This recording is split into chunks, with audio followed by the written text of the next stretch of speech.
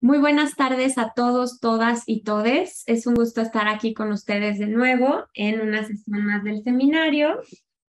La semana pasada retomamos nuestro seminario con el tercer módulo y esta semana tenemos la segunda mesa del tercer módulo que lleva por título Identidades culturales, las artes y el turismo en el Camino Real de Tierra Adentro.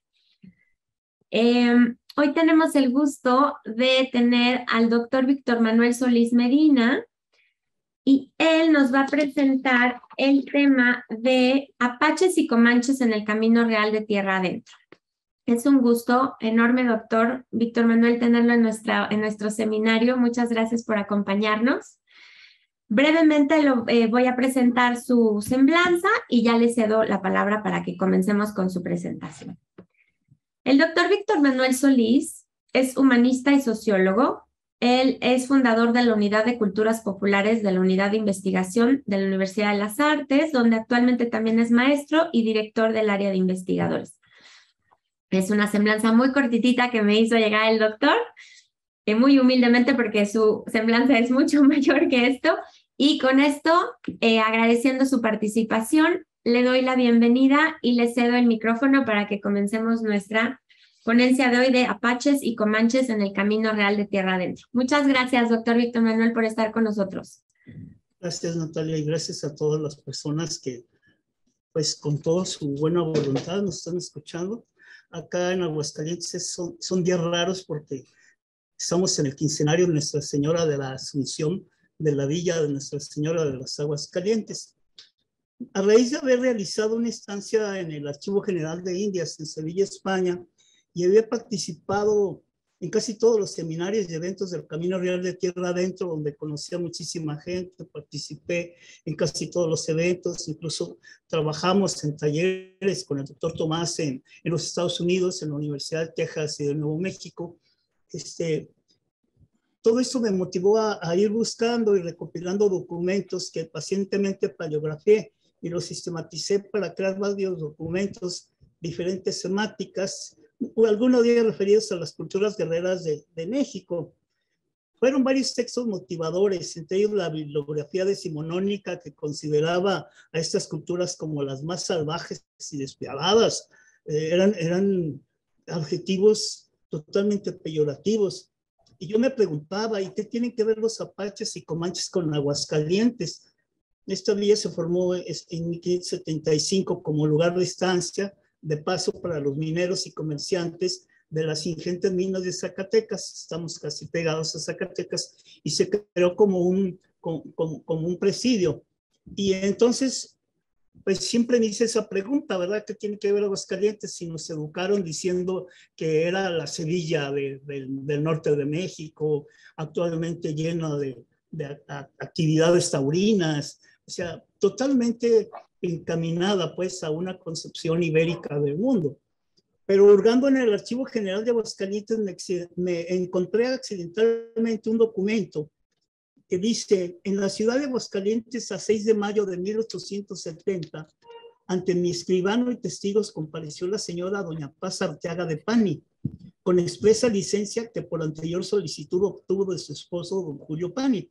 Otorga el derecho para que la Agencia General Mexicana de Créditos para los Estados del Norte, la causa es la invasión de los bárbaros apaches y comanches, y por quienes está luchando por las pésimas acciones que hicieron en sus ranchos y en sus propiedades. Están percibiendo y necesita que se hagan las acciones judiciales o extrajudiciales de los gobiernos de los Estados Unidos del norte de la República y se les ceda la cantidad de 213,000 pesos, 600 pesos, perdón, que se adeudan por los perjuicios provocados por los bárbaros en su hacienda del Potosí, situada en el estado de Nuevo León, según las liquidaciones presentadas por don Miguel Arreola. Firman varios testigos. Este documento me motivó a analizar qué tenían que ver los apaches y los comanches en esta zona. El documento en sí es un testimonio de que hace quiere hacer valer la familia Pani, que era una familia muy encumbrada acá en Aguascalientes. El desenlace no lo encontré si les pagaron o no les pagaron, si los indemnizaron o no les indemnizaron, pero comencé a investigar y a reunir varios documentos sobre precisamente a profundis sobre esta cuestión de los apaches y de los comanches, de los tiguas, de los mezcaleros. Otra noticia que me sacudió y me invitó a ser mucho más radical en mis posiciones de investigador fue que hace algunos años la opinión pública sacudió aquí la ciudad de Aguascalientes porque algunos indígenas denunciaron condiciones de esclavitud en un rancho de conocido político, dueño de un predio al sur de la ciudad de Aguascalientes. Años antes, otro gobernador, no digo su nombre ni de qué color era, mandó expulsar a todos los indígenas de los cruceros y del centro de la ciudad, porque darían mal aspecto para la Feria Nacional de San Marcos. Me di cuenta que desde el siglo XIX ya se hacía esa acción de correr no solo a los indígenas, sino también a todos los pedigüeños, a todos los miserables que estaban pidiendo limosna y que no se tenía que ver pobreza en la Feria de San Marcos. Estamos hablando del siglo XIX y ya posteriormente con estos gobernadores. Todo esto me llevó precisamente a trabajar algunos documentos, sobre todo pues la obra de Powell, que es importante, pero también la guerra del Mixtón. Y más que nada, pues con toda la concepción de que aquí en Aguascalientes contamos con una danza que se llama Danza de Indios de Mesillas de Tepesalá. Esa danza es muy importante porque en esa danza se reivindica el papel de los indígenas. Ahí no vencen los españoles, ahí vencen los indígenas, se visten todos de rojo y el acto, digamos, el clímax de esa danza, aparte de que es una guerra contra los españoles, se comen ritualmente en un acto de canibalismo ritual al capitán español. Esta danza proviene de generación en generación, pero sí tiene sustento histórico por los actos de terror y de canibalismo que hacían los huachichiles en lo que es ahora actualmente el Camino Real de Tierra Adentro. En ese sentido, pues comencé a investigar en los archivos, en el Archivo General de la Nación, Archivo General de Indias, y pues se complementó este trabajo con un proyecto que yo desarrollé en 3 pueblos que ya eran repúblicas indígenas autorizadas por el virreinato, que fue el pueblo de San Marcos, que fue el pueblo de Jesús María de los Dolores y el pueblo de San José de Gracia. Estos 3 pueblos, y hay otro que se quedó en Zacatecas cuando se crean los estados, San José de la Isla, si eran esos 4 repúblicas indígenas que se formaron ya con indígenas cristianizados, pero ahí dejaron en ese sustrato, digamos, mítico, ritual y cultural, muchísimos elementos de cuando ellos pertenecían a las culturas indígenas del norte. Ahorita les digo por qué. A raíz precisamente de investigar estos temas, descubrí también un tema que, pues desde mi perspectiva es interesante, porque a raíz de la creación del Camino Real de Tierra Adentro, que llegó hasta Nuevo México, más arriba de Nuevo México, ¿verdad? Por todas estas zonas, pues se descubrieron muchas y se encontraron con muchas culturas guerreras que hasta la fecha viven, hasta la fecha sobreviven. Más o menos esto que estamos viendo en pantalla, pues es una diligencia, ¿verdad? Aguascalientes tuvo su central de diligencias en un hotel que se llamó Washington, y por aquí pasaban las diligencias que iban al norte, ¿verdad?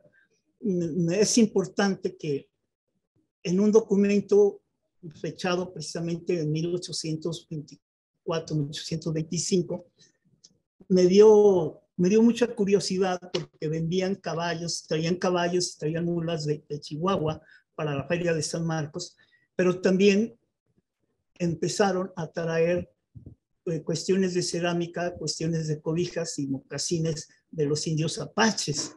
Y esto a mí me dio mucho gusto porque Pues yo creía que no, ellos no entraban en esta dinámica de las ferias, ¿no? Posteriormente, trabajando en el Archivo General de Indias, me encontré 7 diarios de campaña precisamente de la guerra contra los apaches. Los documentos son los siguientes: un informe que se hizo en 1748, el capitán José de Berroterán, y lo remite al conde de Revillagigedo, virrey de Nueva España, sobre los principales sucesos ocurridos en la provincia de Nueva Vizcaya y campañas que se ejecutó contra los indios. Otro diario de la campaña que hizo en 1728 el capitán Berroterán por orden de Francisco de Barruntia contra los indios y cimbres, coahuileños y cocoyones.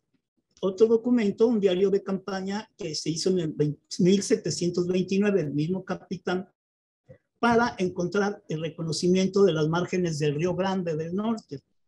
Un cuarto diario de campaña en 1739, 10 años después, también por el capitán José de Barroterán, por orden de Juan Antonio Bizarrón e Higarreta, virrey de Nueva España, contra las naciones de indios que hostilizaban la Nueva Vizcaya.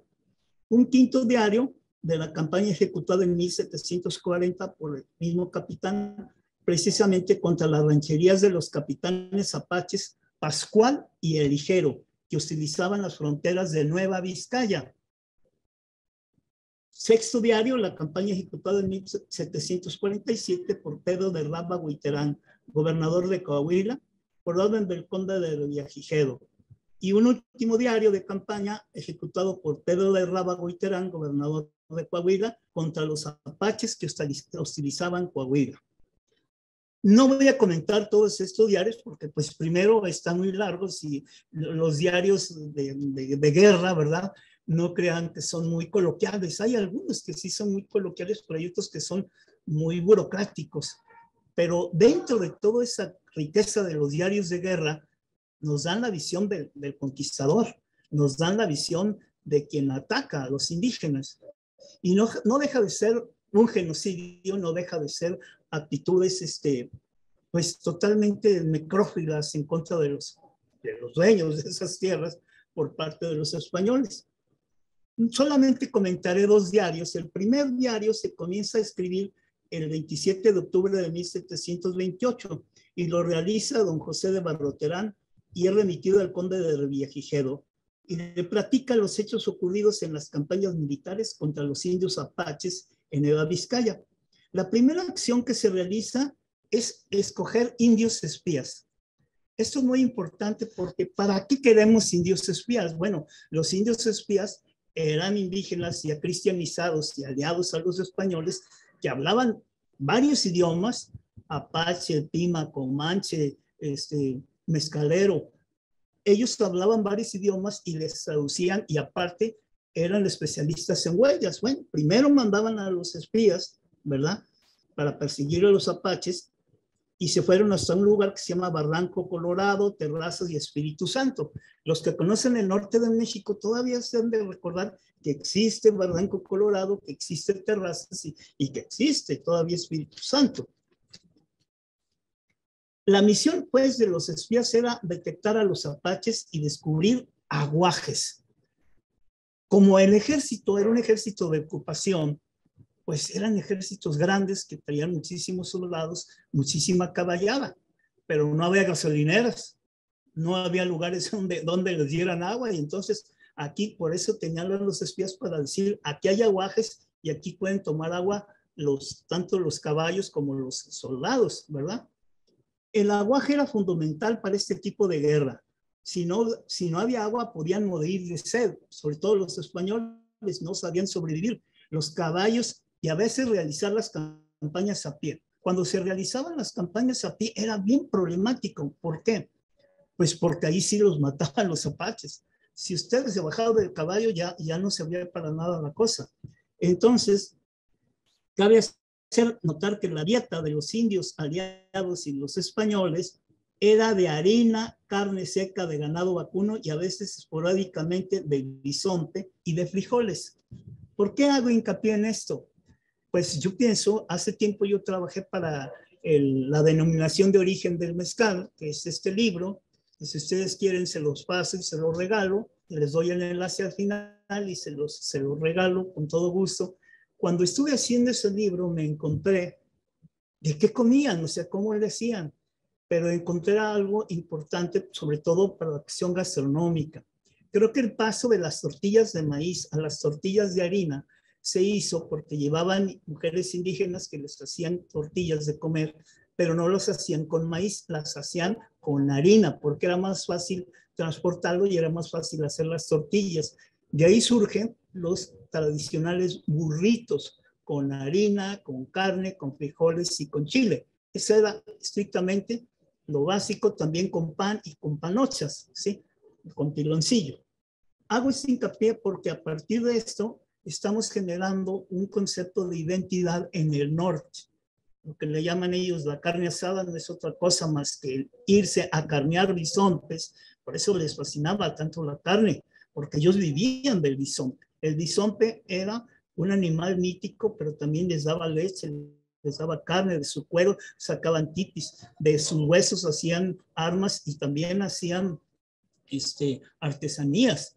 Entonces, poco a poco, ellos fueron integrando una cultura que por lo menos a la gente del norte hasta de burla le hacen y hasta de cotorreo le hacen, ¿verdad? De que van y ponen su carne asada hasta en el Vaticano. Bueno, pues no están tan alejados de esta realidad. Las guerras de ocupación, las guerras contra los apaches, eran precisamente con esta dinámica gastronómica. Después aparte de manejar caballada e indios aliados a pie muy bien armados, la estrategia era avanzar en silencio y entre piedras para no dejar rastros, pero el hacer el camino en terreno pedregoso afectaba a las bestias de carga.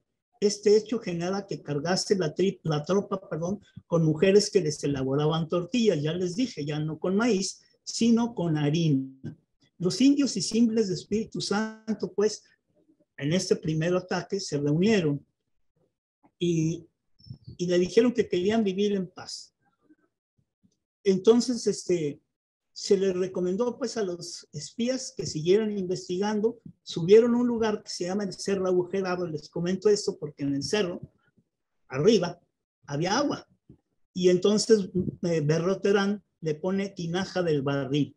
Esta dinámica de ponerles nombres a los lugares era muy propia de los conquistadores y ellos comienzan a ponerles nombres de sus lugares, de sus pueblos donde ellos venían y también de sus personalidades. Se ponen en marcha, pero sin levantar polvo, caminando entre las piedras, y los espías detectaron lumbres de fogatas y de humo, denotando que los enemigos se encontraban cerca. Los encuentros a veces se tenían que realizar pecho a tierra, porque se guarecían los apaches en los peñascos y en los cerros. Estas correrías por los peñascos, los españoles lograron, según nada el diario, capturar 3 mujeres y 5 muchachos, una india cautiva. Mataron a 2 indios gandules. De ahí viene la expresión de gandul, viene de gandaya. Entonces, para los que les interesa la cuestión de la tradición lingüística, pues ahí está un elemento.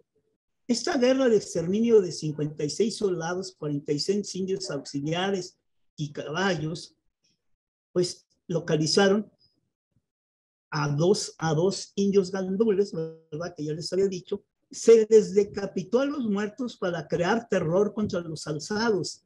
Y al ver tan cruel acción, bajó uno de los alzados de los peñascos y le propuso al capitán mediante un intérprete que toda la nación sicimbre que se hallaban juntos firmaría la paz, pero que primero les entregase a sus mujeres y a los niños. Y les ordenó al capitán que bajasen de la sierra y de los peñascos y que se los traerían en paz. Se les daría comida y un pueblo donde puedan vivir. Los más viejos no estuvieron de acuerdo. ¿Por qué? A que se entregaron y entonces se dividieron los indígenas y unos dijeron que sí y otros dijeron que no. ¿Pero por qué ellos dijeron que no? Los que no querían. Dice, porque los viejos le replicaron que no era cierto, que a los más jóvenes y a los más vigorosos y a los más rebeldes se los enviaban esclavos a Yucatán o a Veracruz, al puerto de Veracruz, al fuerte de San Juan de Ulúa, Y a los más rebeldes, los que no querían la religión, ni el gobierno, ni nada, y querían ser libres en sus desiertos y en sus sierras, se les mandaba a Cuba a trabajos forzados. Es importante decirles que descubrí también un fondo de documentos sobre apaches en Cuba.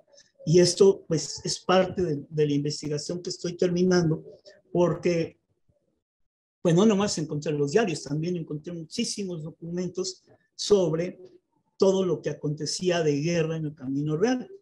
Algunos de los cautivos comentaron a los indios espías en su idioma que los isimbles se unieron a los cocoyomes y a los coahuileños, que siempre andan entre ellos, son muchos, y no se hacen hacer cautivos.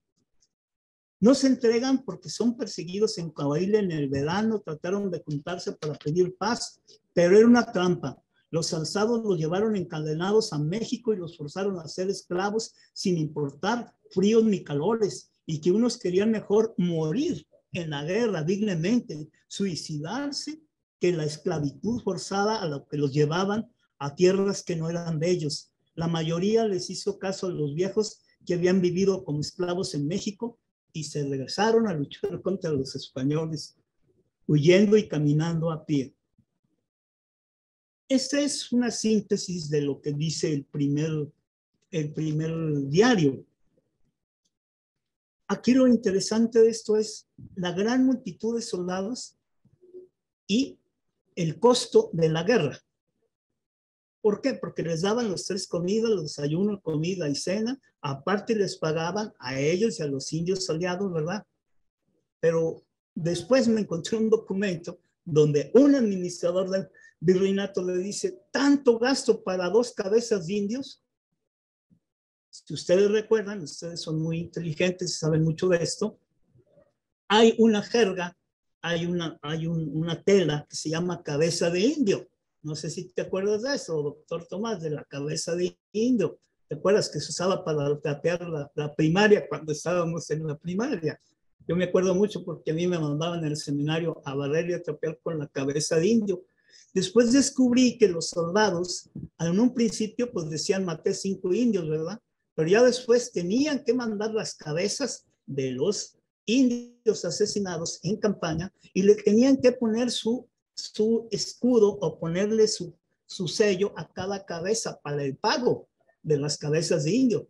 Se iba el carretón desde Chihuahua, desde Durango hasta la Ciudad de México, y con la garra que tapaban se le puso cabeza de indio. Esto es importante porque se quedó en el inconsciente colectivo y bueno, pues a mí no me dice mucho eso de cabeza de indio, pero ya después de descubrir esto, pues era que a todos los decapitaban. En este ejemplo tenemos la decapitación de 2 guerreros indígenas, ¿verdad?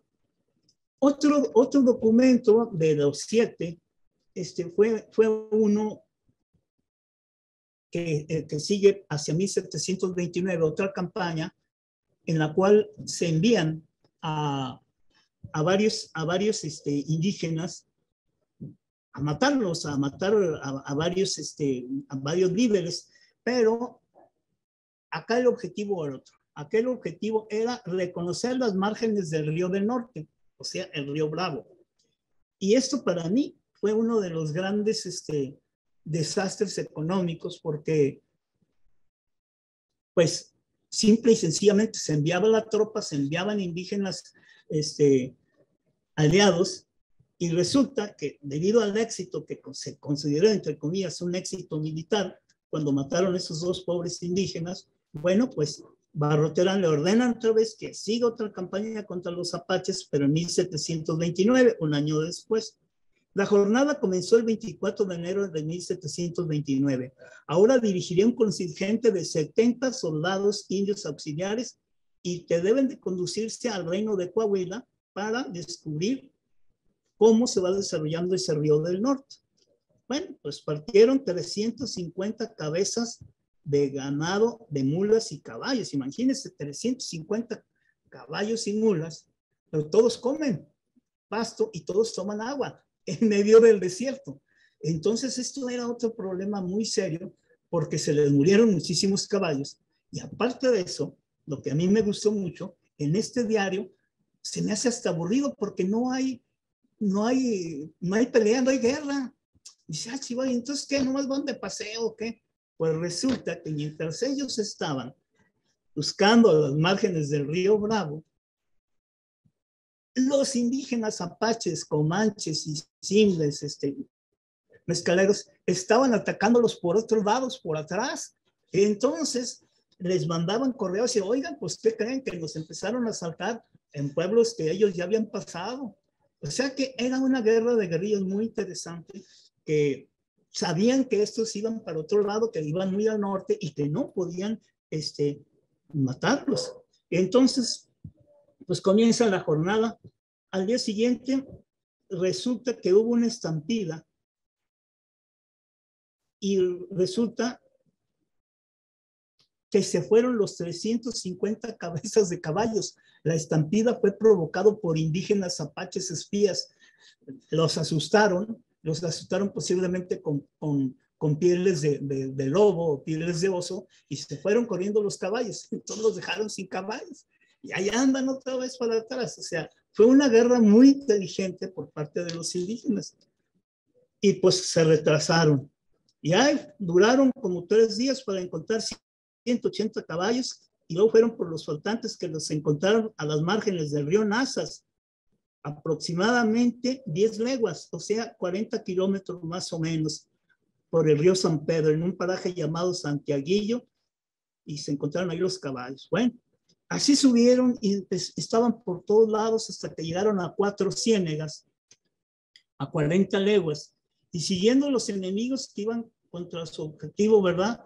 Pues no podían ir y seguir y matar a los indígenas porque ellos tenían otro objetivo. Y así fue, hasta que subieron a unos lugares donde no se podía caminar, ya no podían ir la fuerza de ataque de la caballería porque eran lugares llenos de precipicios, de barrancos. Y entonces llegó una gran discusión. Nos regresamos, ¿qué hacemos? ¿Le seguimos? ¿No le seguimos? Los caballos no pueden escalar, los caballos se van a caer, no hay donde tomen agua, nosotros también nos vamos a morir de agua. Y entonces surge algo muy interesante, porque los soldados no podían tomar agua, y uno de los indios dijo, no, pero hay magueyes. ¿Qué vamos a hacer de los magueyes? Pues vamos a sacar gabañel y en la noche los quemamos y vamos a sacar mezcal. Y empiezan a alimentarse la tropa de agua, miel de los magueyes y de mezcal.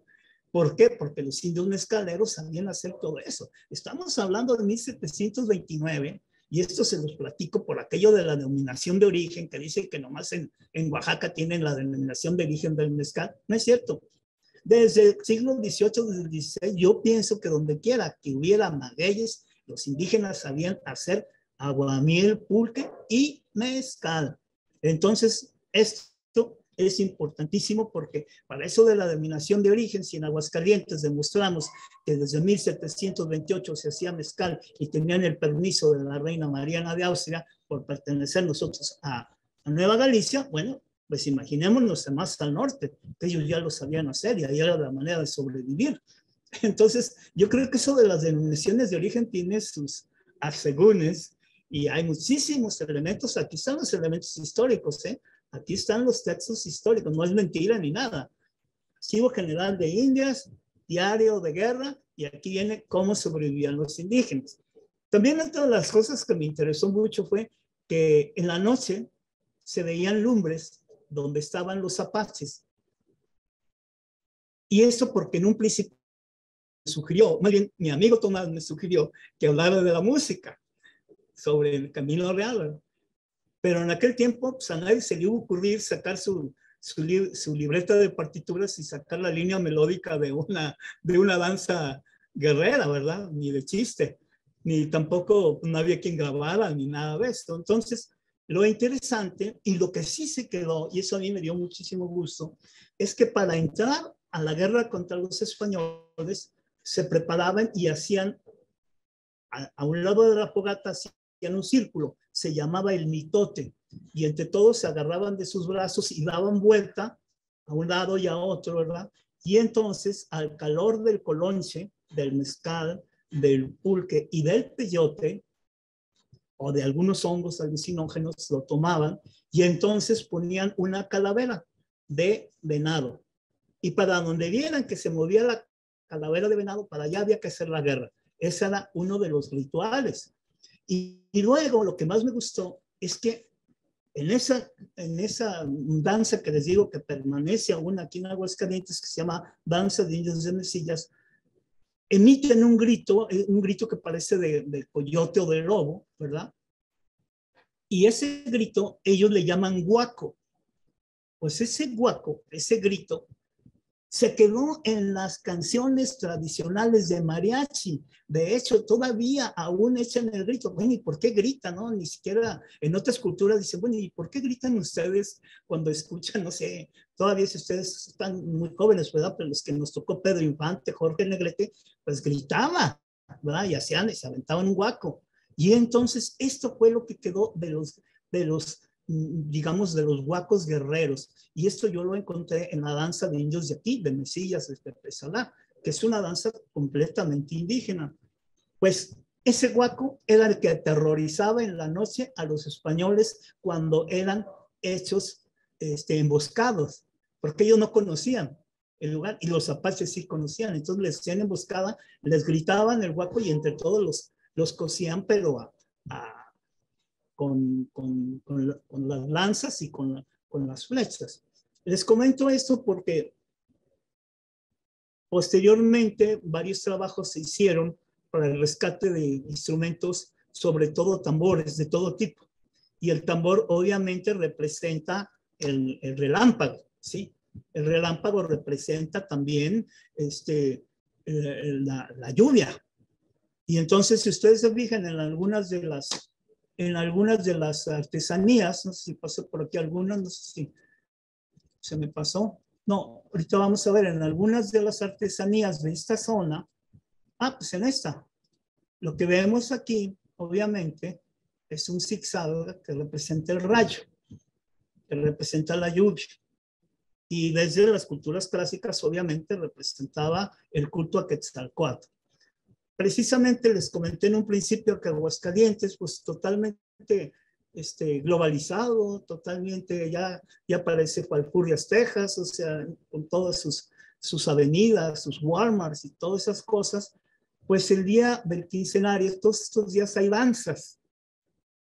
Y entonces ayer me dio mucho gusto que entró un grupo de danzantes, matlachines. Matlacín, que significa los señores de la red. Nada tiene que ver con el internet, sé que a veces jala y a veces no, ¿verdad? No, se refieren a la red, porque ahí metían todos los elotes ya sazonados, los golpeaban entre una piedra para que se desgranara el maíz. Eso significa matlacinca. Pero también tenía un parecido con la palabra árabe mataushiji, que significa enmascarado. Bueno, pues ayer hicieron su danza, se aventaron varios sones, que el chichimeco, que la chirrionera, que la loba del mar, son sones que ya son mestizos, ¿verdad? Pero lo que más me gustó es que cuando entran a la catedral, los pasa el obispo hasta adentro, ¿verdad? Y resulta que hacen la viborita como un acto de reverencia en la iglesia católica, ¿verdad?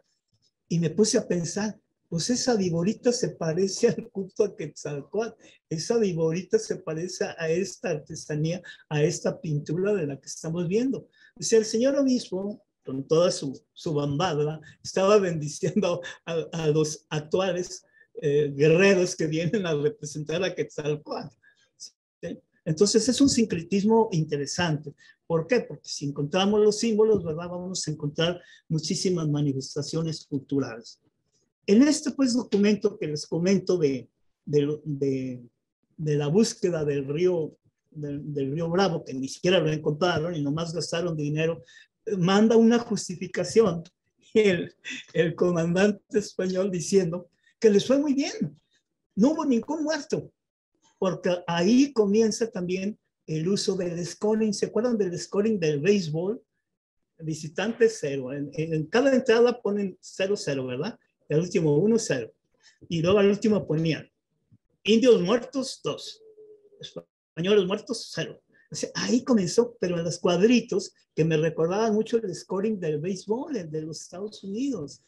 Entonces, comienza una contabilidad necrófila sobre los muertos de esa guerra, que después se prolongaría precisamente en deportes simbólicos como el béisbol. Pero bueno, esta es una hipótesis, ¿no? Posteriormente, pues, una de las críticas que le hacen a este militar y que le hacen precisamente como una burla, ¿no?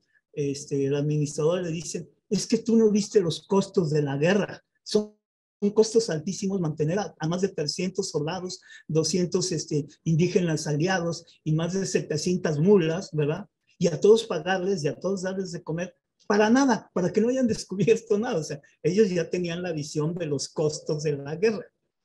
Que después Powell dice, pues es que fue más lo que gastaron que si hubieran hecho una evangelización mucho menos agresiva, mucho menos necrofílica, mucho menos genocida, ¿no? En este tenor, pues, están todos los, digamos, los diarios que yo descubrí, pero también hay otras cuestiones, sobre todo la cuestión religiosa, que era lo que más, pues, da a entender. En otro de los diarios, se me hace muy curioso que a la hora del alba comenzaba la misa. Llevaban sus sacerdotes para que les diera misa a los soldados. Entonces ya comenzaban las hostilidades, comenzaba la guerra, ya cuando bajaban a los muertos y les cortaban la cabeza, llegaba el franciscano, les daba la bendición y ahí quedaron. ¿Por qué? Porque se levantaron contra nuestro rey, se levantaron con nuestra religión. O sea, imaginémonos, eso de la santidad franciscana está medio también criticable por aquello que la están legitimando ahora en muchos lados, porque resulta que son franciscanos los que están legitimando el genocidio en 1729. Entonces, pues uno dice, bueno, no es tan cristiano eso, de que ellos con todas las armas, toda la tecnología y todo el poder, ¿verdad?, matan y luego aparte les cortan la cabeza y aparte los esclavizan a estos pobres indios. Y entonces los amenazan de muerte, que se tienen que cambiar de religión. O sea, bueno, pues ¿cómo estaba pues esa evangelización franciscana? Lo pongo a la discusión, ¿verdad?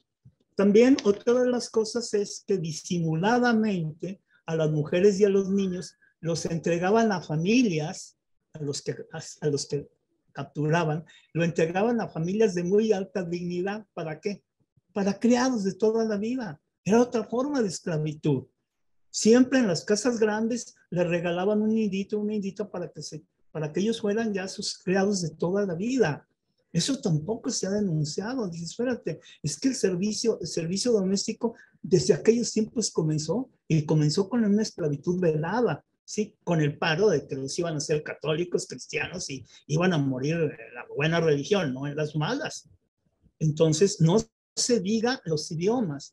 De hecho, la función del intérprete y del espía era muy importante. A mí me dio muchísimo gusto cuando después otra de las críticas que le hacen en el segundo diario de que no encontraron nada, pero que no, ni siquiera mataron a ni un indio. El segundo estuvo peor. En el primero hubo dos y en el segundo ya no hubo ninguno. Entonces, descubren que los indios espías le estaban pasando información a los apaches para que nunca los agarraran. Y entonces dice, es que tú no debías de creerle a los espías no dejan de ser indios. Entonces, de ahí viene aquel dicho de don Porfirio, ¿verdad? Que es mejor el mejor indio es el indio muerto, porque pues ya no tenían otra opción. Todo este ambiente de hostilidades, pues de quitarles sus tierras, la mayoría también iba en búsqueda de metales, de oro, plata, minas, todos andaban en eso, ¿verdad? Comienza con otra guerra. Muchos de los soldados españoles tenían enfermedades venéreas. ¿Y qué era lo que hacían? Les contaminaban sus manantiales y les contaminaban sus ríos con esos soldados enfermos. ¿Para qué? Para que se murieran los indígenas. O sea, una guerra biológica que también comenzó desde aquella época. Les contaminaban. Hay una escena muy interesante donde juntan a todos los enfermos, a todos los soldados de enfermedades venéreas, ¿verdad? Y empiezan ellos, son los primeros que comienzan a violar a las inditas, que recogen como esclavas. Dije, oye, no, eso, y lo escribe como si nada, uno de los diarios, ¿no? Lo describe como si fuera tan normal, ¿no?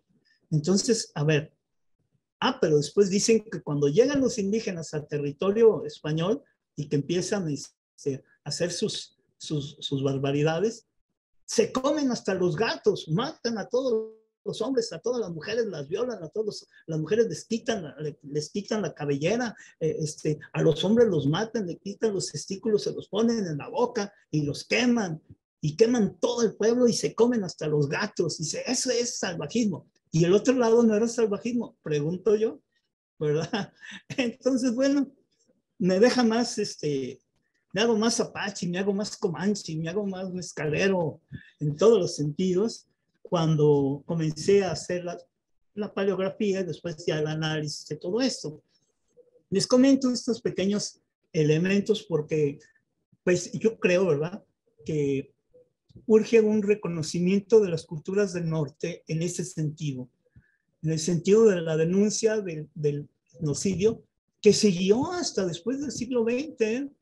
Todavía me acabo de encontrar un documento aquí en el archivo histórico de aquí de Aguascalientes, donde se denuncia que los bárbaros del norte capturaron a unos señores españoles y les hicieron el mitote y los quemaron y las violaron a las mujeres. Entonces, todo el rigor de la ley, mátenlos y piden que les corten la cabeza y los agarran por mala suerte, les cortan la cabeza, pero la cabeza tiene que estar enfrente de la iglesia, de la primera iglesia que esté, de donde fue el ataque, y ahí va a durar hasta que se la coman los cuervos. Otra de las cosas también a mí que me causó pues mucha tristeza, ¿no? Fue que capturaron a 2 niños chiquitos y esos 2 niños chiquitos corrieron entre la sierra y se cayeron a un desfiladero. Entonces llegaron los cuervos y les sacaron los ojos y así los dejaron para que vieran los indios lo que les iba a pasar si no creían en su religión. Y entonces pues fue muy triste ese acontecimiento porque pues las mamás, los papás, toda su gente le lloraron a los niños porque les sacaron los ojos los buitres, los cuervos, las aves de rapiña, ¿verdad? Pero nadie hizo nada. Los españoles vieron ese acontecimiento, que se desbarrancaron los niños y ahí los dejaron. Estamos hablando de bebés, ¿no? De niños chiquititos que se les cayeron a las indígenas. Pues estos son algunos de los temas, de las grandes reflexiones que nos da. No es un diario, digamos, negro, no es un diario rojo, no, es un diario de la realidad del siglo XVIII, XIX y XX, de una falta de reconocimiento, de respeto a la cultura guerrera, a sus tierras, a su libertad.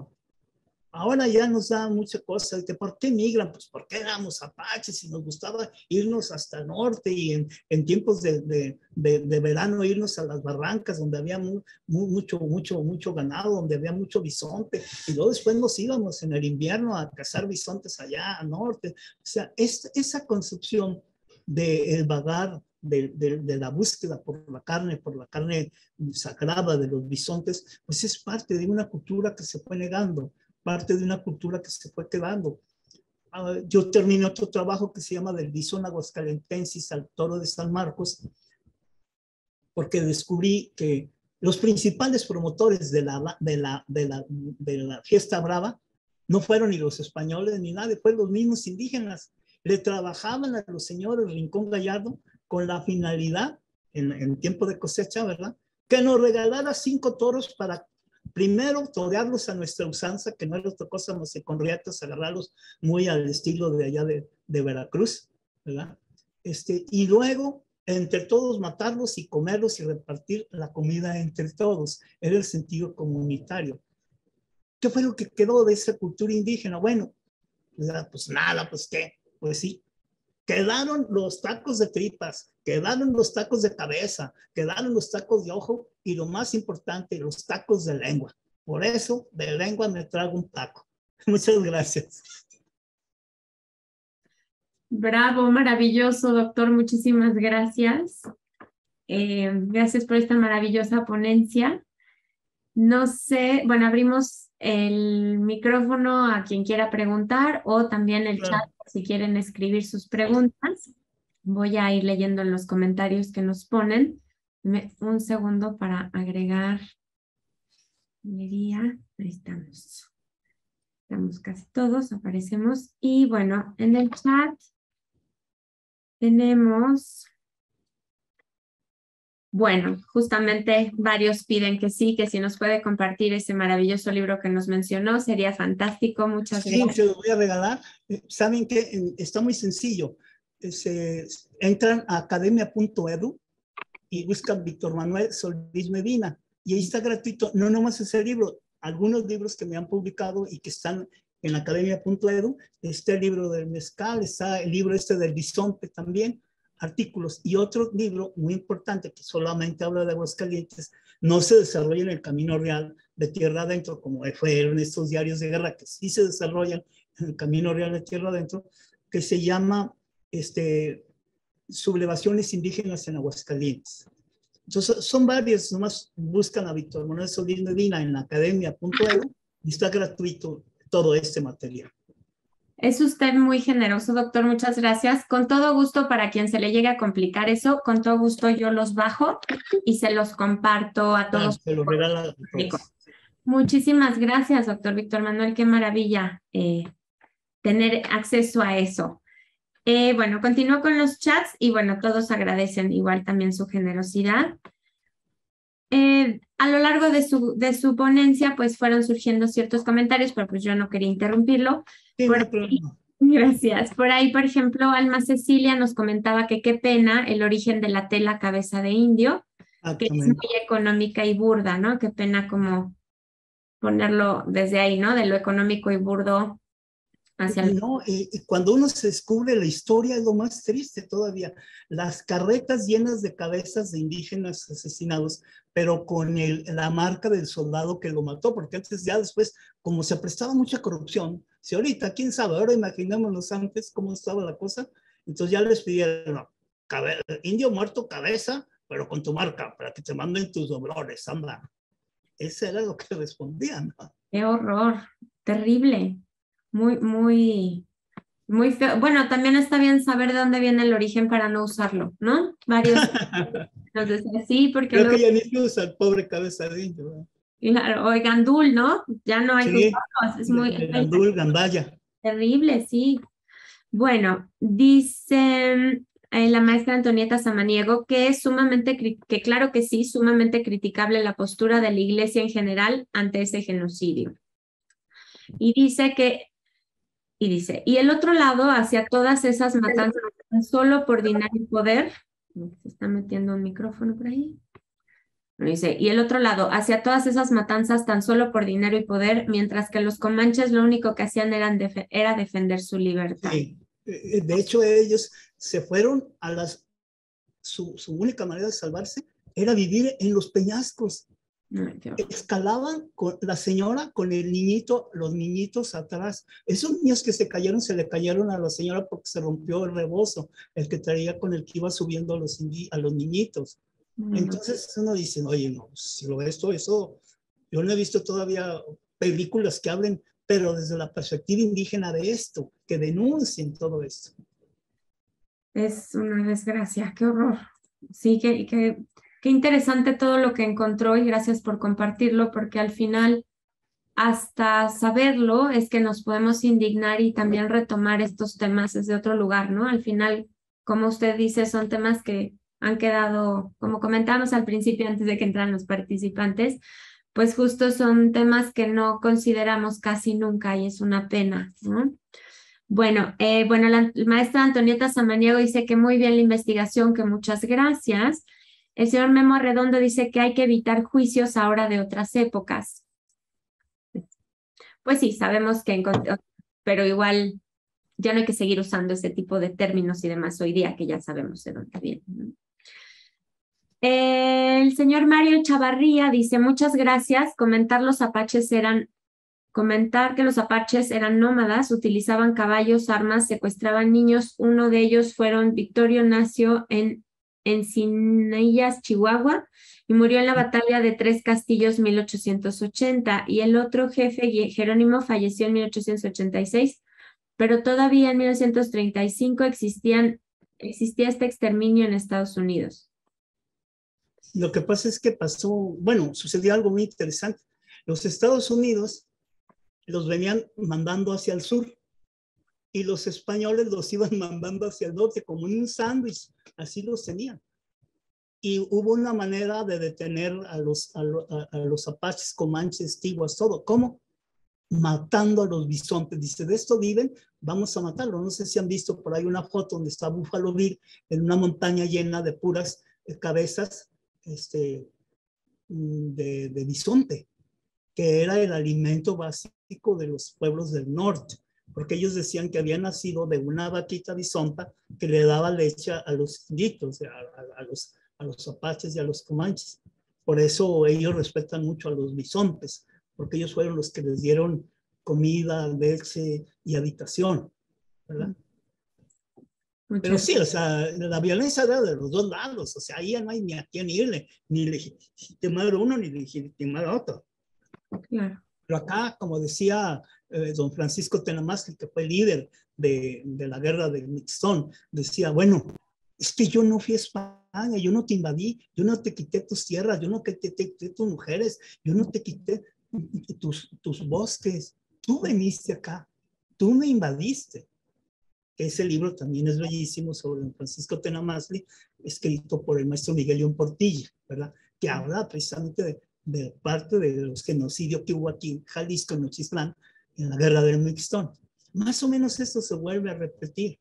Decir, bueno, pues es que aquí los invasores eran otros, los dueños de la tierra eran otros. Y eso se está viendo ahorita, afortunadamente, exigiendo sus derechos los viráricas, ¿verdad? Porque los ganaderos invadieron la sierra, invadieron tierras indígenas. Entonces, pues esa es esta lucha, ¿no? Y aquí, pues todo depende, ahora sí, del lente, del cristal con que se mire. Exactamente. Ay, doctor, muchísimas gracias. Talia, Sí, doctor Tomás, adelante. oye, quisiera aprovechar aquí con Víctor varias cosas. Sí, maestro. Sí, Víctor, me da mucho gusto que hayas sacado el tema, ¿no? Yo quisiera medio hacer un señalamiento en términos de la posibilidad de continuar con tu trabajo, pensando en 2, 3 cosas de las que tú mismo me enseñaste ya en Aguascalientes. El mercado de jarciería no es otra cosa más que la herencia indígena, la herencia apache y comanche ahora puesta en el mercado y que nos ha llegado a nosotros a través de lo que son tales, riatas, todo ese tipo, que no es otra más que una tradición del desierto y que a la fecha continúa. Entonces, yo no sé si tú pudieras hacer algún elemento, algún recordatorio, cómo esa jarciería indígena se involucra, pasa a ser parte de la cultura de la cultura de arrieros, de la cultura de los mestizos. De los mestizos, como un elemento que inclusive la gente no considera indígena ni prehispánico. Esa es una. La otra también, que mucho de la ideología del indio primitivo, pues tuvo una característica un tanto muy, ¿cómo se dice? Muy idealizada, muy simplificada. Y en parte tuvieron la culpa los intérpretes precisamente de ahí de Aguascalientes y de otras partes, con todas las imágenes que ponen de casi como la especie de guerra florida, de los bárbaros, por ejemplo, de las pinturas que están en el Palacio de Gobierno, ahí en Aguascalientes, o lo que está en la presidencia municipal en el pueblo que mencionaste hace rato, ¿no? Sí, nacientes. ¿No? Entonces, todos estos elementos de cultura, de tradición, involucrados en el Camino Real de Tierra Adentro, hacen un elemento interesante.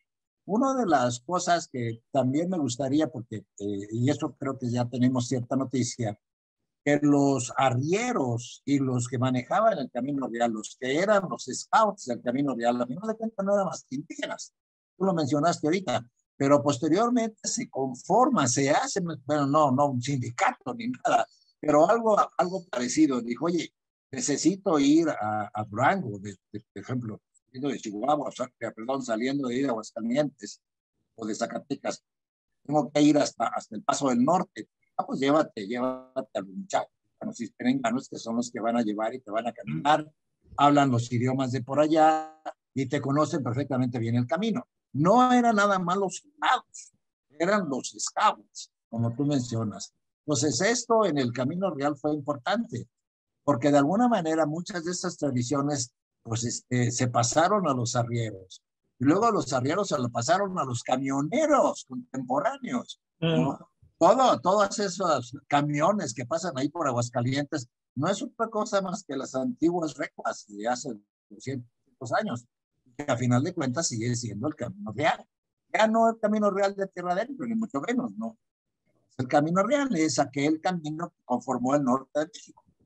Por eso es que a mí me gusta que hayas tomado el tema de así tan directo, ¿no? Y que compremos. Entonces, otro elemento que también allí para mí es más importante en Aguascalientes, quizá no se note, cómo los indios de este tipo, los comanches, los guarijíes, todos ellos, pasan a ser pastores, pasan a ser borregueros, pasan a ser ganaderos en Coahuila y en Texas, en Chihuahua, y fue una forma muy decente de pasar desapercibidos y de conservar en cierto sentido el estilo de vida que ellos tenían. No, creo que ya José de la Cruz Pacheco y otros colegas han empezado a sacar, a relucir, pues de que efectivamente este efecto, los indios no desaparecieron del golpe. No es posible que hayan hecho una matazón horripilante. Entonces, ¿qué pasó con los indios? Pues que resulta que se ocultaron, resulta que están en otra parte, que no los habíamos buscado. Y al final de cuentas, seguimos hablando del Camino Real, de la herencia del Camino Real.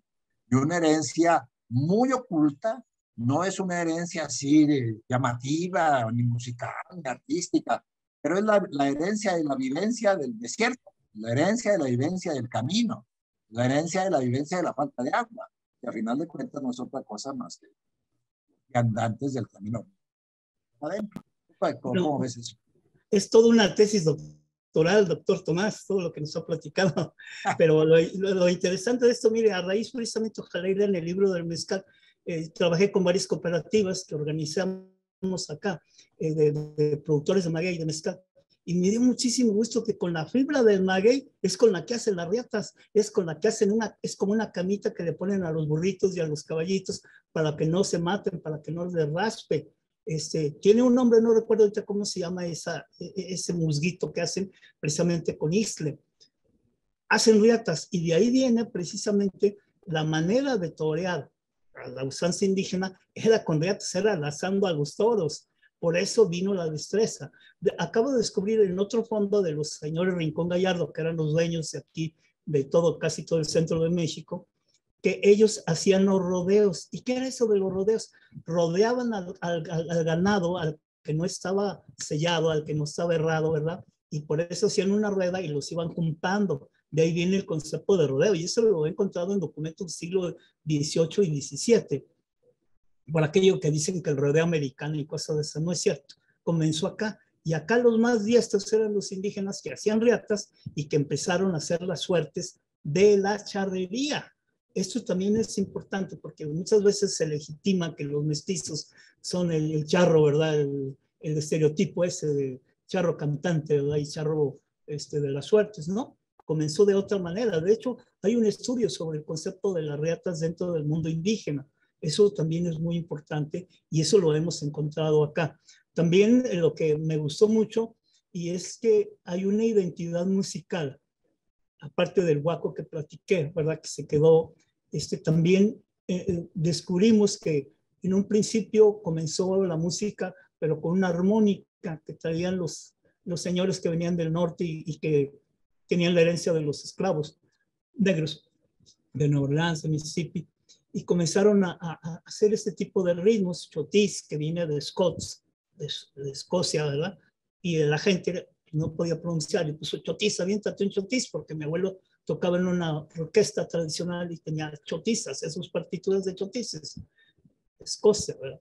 También otra de las cosas fue que a raíz del desarrollo de las compañías mineras llegaron ingenieros de Polonia y de Alemania. Y una historia de esas es que un niñito veía cómo tocaban los alemanes el acordeón. Y un día lo dejó ahí el señor, se puso borracho de alemán con sus linos y se fue y dejó el acordeón y el niño empezó a tocar. Y ya después lo descubrieron que el niño tocaba muy bien y de ahí comienza precisamente esa gran herencia de Polonia, de la región bávara en esta zona del norte para las polcas. De hecho, hace tiempo, bueno, supe de un homenaje que se le hizo a Polonia a raíz de las polcas. Y se hizo en todo el norte de México ese homenaje con niños de Tamaulipas, de Nuevo León, de Durango, sobre la herencia musical de la música norteña, ¿verdad? Estos son algunos elementos que se tienen que ir trabajando. Yo me fui más bien por la cuestión de la música, la cuestión de la gastronomía, esto de la denominación de origen de las gorditas de harina. Digo, pues es que ellos tienen la denominación, los comanches, los apaches y también los soldados, porque ahí lo inventaron, ¿verdad? Y ya después se hicieron adictos a la harina, ¿verdad? A los panes. De hecho, las despensas que les daban a los indígenas ya cristianizados eran despensas de harina, de carne seca, como decía el diario, ¿verdad? Harina, carne seca, panocha, chile.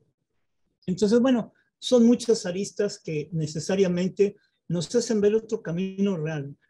Acá se maneja mucho en Aguascalientes una concepción muy internacionalista, muy globalizante de las mercancías y cosas así. Pero a mí me interesan más los indios, a mí me interesa más todo lo que es su cultura, una cultura guerrera. Haya la oportunidad de platicarles todas las plantas medicinales y todas las plantas comestibles que hay en el desierto. Eso también es otra área de la gastronomía y que lo usamos nosotros. El colonche, por ejemplo, el queso de tuna, que ya casi ni hay. Y sin embargo, era una herencia tradicional de ellos, ¿verdad? También el vino de mezquite, que apenas se está redescubriendo en la zona de las cooperativas donde yo estoy trabajando. Pues muchísimas gracias, mi querido Tomás. Es un honor volverte a ver y más que nada que sigues en lo mismo. Eres un aperrado, eres parte ya del camino real. Y me preguntan, ¿de dónde es el camino real? Bueno, en asiento sí se encuentra, pero a veces se junta con la Panamericana, a veces se junta con el camino real por ahí. Entonces digo, pues en realidad ahí está. No se ha cambiado, cambió de forma, pero pues ahí está. Muchísimas gracias, doctor Tomás, por tus aportaciones. Adelante, gusto de saludarte. Ahora a oír a los demás colegas. Adelante. Muchísimas gracias. Gracias por esa aportación a nuestro querido asesor del seminario, el doctor Tomás Martínez Saldaña. Bueno, por último tenemos unos cuantos más comentarios y de ahí, salvo que alguien más tenga una pregunta, pues vamos a dar por terminada la sesión. El señor Memo Redondo comenta que ahora los mestizos pensamos y nos comunicamos en castellano. Canibalismos y conquistas al final se fusionaron ambas culturas y lo mejor de ambas somos la actual fabulosa nación mexicana. La maestra Antonieta Samaniego comenta, el canibalismo tenía motivos rituales, pero los empalados en España no, era también un tema de poder y dinero. ¿Cuál de los dos es más cuestionable? No lo sé, pero igual nosotros no invadimos a nadie, ni tampoco matábamos con rencor. Por ejemplo, los mexicas bien pudieron haber matado a Cortés y su tropa cuando estuvieron aquí 2 años sin poder ganar la guerra. Tristemente pensaban que lo que querían era tener un territorio propio y el dejarlos con vida y no ser exterminadores es lo que terminó por acabar con ellos porque dio tiempo a que las enfermedades que traían diezmaran a la población. Muchas gracias a todos por sus comentarios. El señor Memo Redondo también comenta que muchas gracias. Alma Cecilia dice, dominación de origen, gorditas de harina. Qué buen dato, gracias por su ponencia.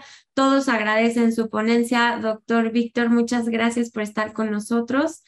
Y gracias a todas, todos y todas por su tiempo y por acompañarnos esta tarde. No hay ninguna pregunta más, si no ya damos por terminado. Muchas gracias. Espero que pasen buen día, buen fin de semana y nos vemos la semana que viene con la mesa 3 que lleva por título Los antiguos sets del cine western El Camino Real de Tierra Adentro. con el doctor José Manuel Valenzuela Arce. Espero contar con su presencia y muchas gracias a todos. Gracias a todos por sus saludos. Saludos a Zacatecas, saludos a todas las regiones que nos acompañan, Querétaro, bueno, Aguascalientes, obviamente, Ciudad de México, todos. Muchas gracias y muy buena noche. Yo nomás quisiera comentar que ojalá entren a academia.edu, bajen los libros y próximamente van a entrar todo esto de la cultura del norte, porque hice otro libro, se llama Patronazgos jesuíticos en la región. Aquí en Aguascalientes hice el análisis de algunos patronazgos que todavía están, ni ellos saben que son jesuitas, ¿verdad? Ni la misma iglesia sabe. Otro libro que se llama Artesanos y Artesanía, lo que me decía Tomás, de Aguascalientes, que ahí sí entro de lleno a toda la herencia de las culturas del norte, ¿verdad?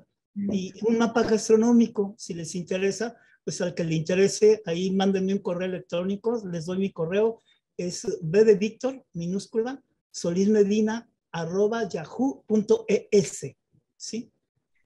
Ay, doctor Víctor Manuel, muchas gracias. Yo con todo gusto, si quiere hacerme llegar los documentos a mí y yo se los comparto. Igual está muy bien. Sobre todo el mapa gastronómico, sí, es muy interesante porque es digital y les puede servir porque pues ahí viene otra herencia de la cual ya no hubo chance. Oh, riquísimo. Gracias por su amabilidad y por compartir su material. Un gusto. Está muy bien que tengan su contacto, así que muchas gracias por eso también. Y si gusta, me puede hacer llegar a mí los documentos y yo con todo gusto se lo mando a todos los participantes, que muchos faltaron hoy, para que todos tengan acceso a los documentos. ¿Sale? Gracias. Gracias.